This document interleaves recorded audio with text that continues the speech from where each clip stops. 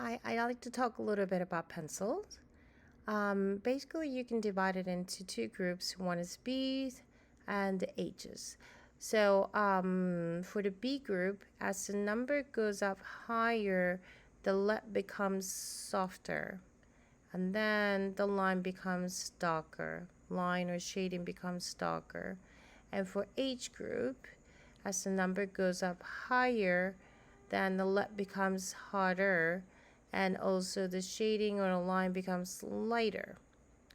And out of all these, what I choose to start to working on a drawing from is 2B pencil, since it's not too hard or too soft, so I can still get majority of work done with 2B.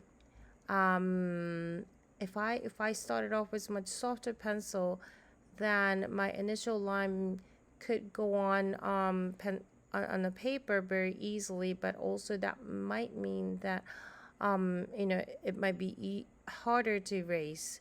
And so it's a harder pencil. If I were to start it off with the harder pencil, it's gonna come out very light.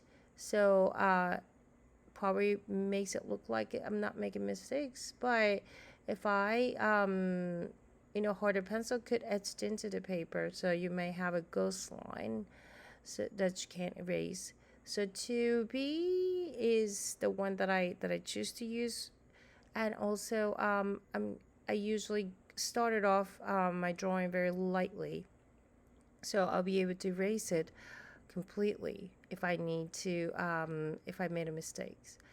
And so I started off with 2B, and then if I wanted to go a little darker, I usually layer, have a first layer with 2B, and then an additional layer with, let's say, like 4B or 6B to go darker. And for the harder pencil, when I get into the smaller detail, then I switch over to H or 2H, especially for the area where the light hits. I don't want to go too dark. So nothing in light cannot be as dark as the shadow.